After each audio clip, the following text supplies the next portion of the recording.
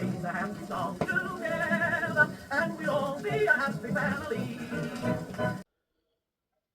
Well, welcome back to the channel. So the next episode on this Vidor battery valve radio. I haven't really done a lot of work on this yet, but what I did find was that the volume control, which is this one, was absolutely seized solid, which meant it's on its own little bracket here. I had to remove that from there.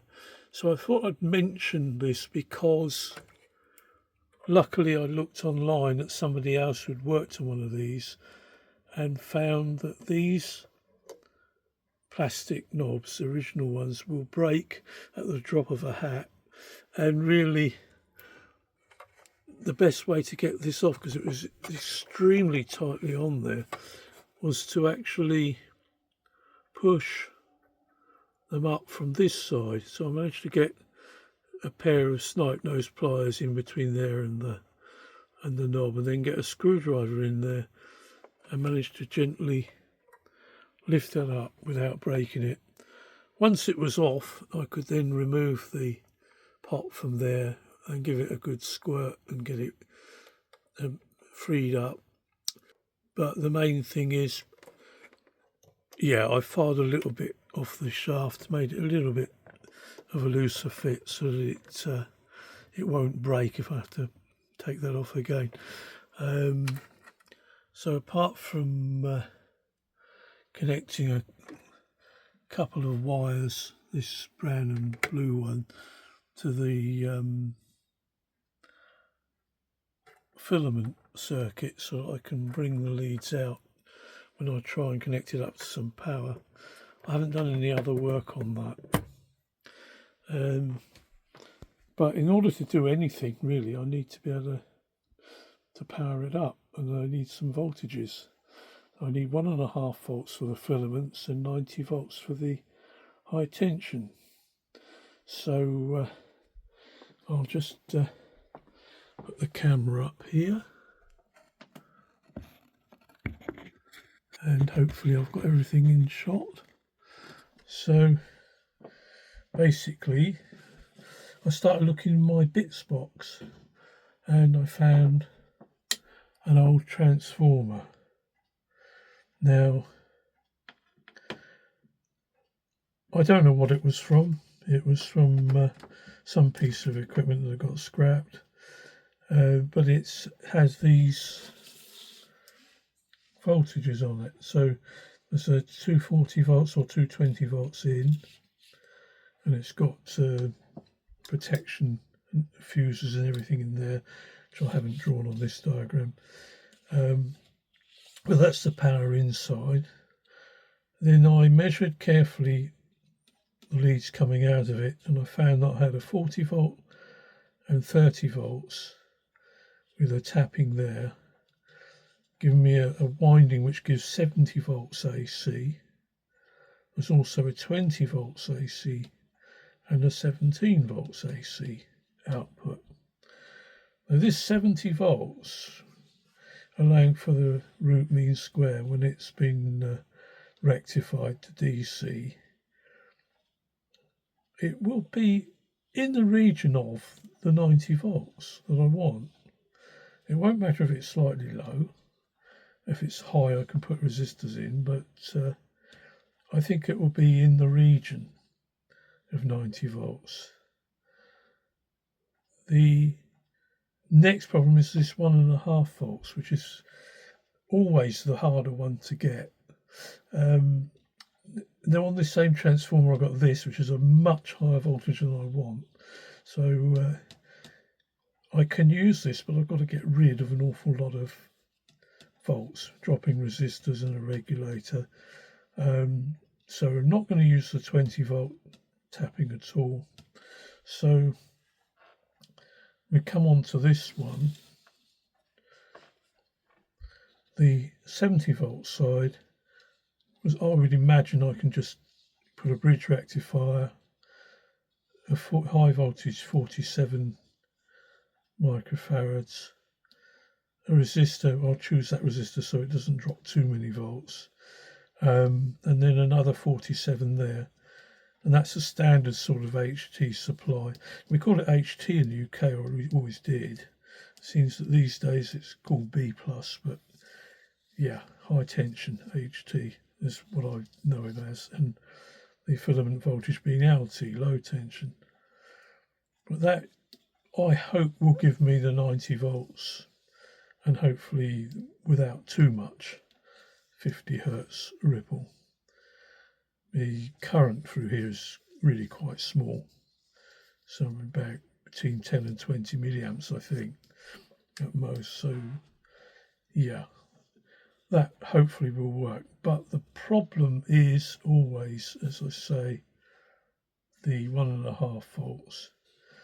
So my original plan, I don't know how well this is going to show up on the camera, but my original plan was to bring in the 23 volts, use a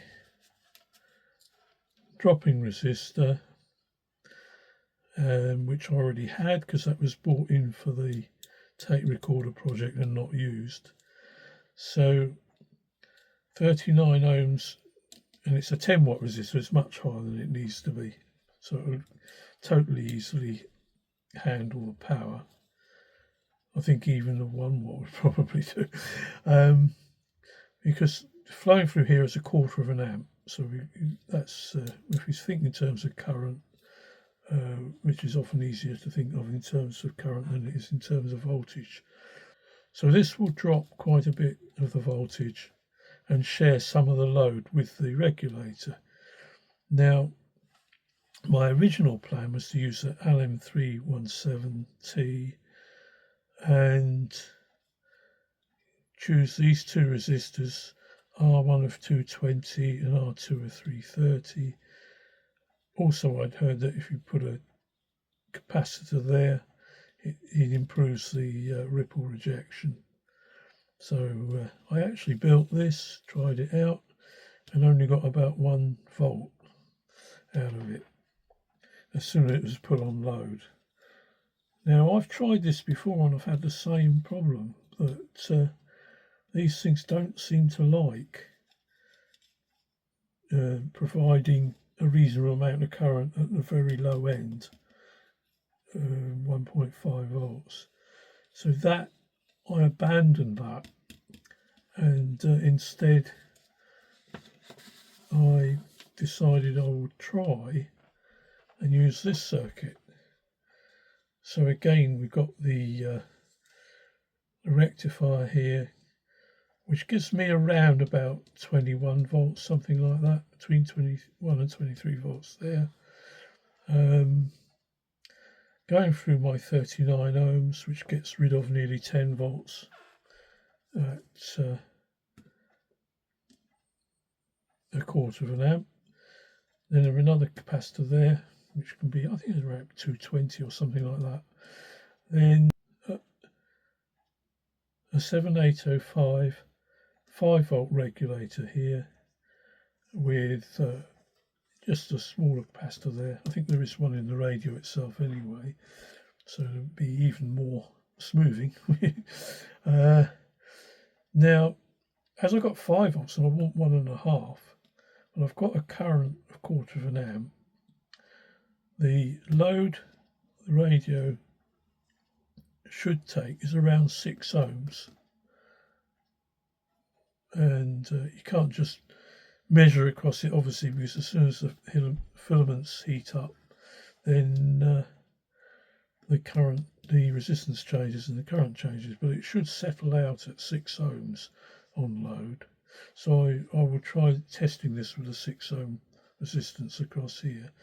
So if I put 14 ohms in the line, that will drop the 3.5 volts.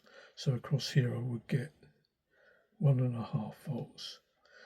Now in practice I can, by experiment, adjust this value to give me the right voltage here. Maybe 1.4, maybe play a bit on the safe side.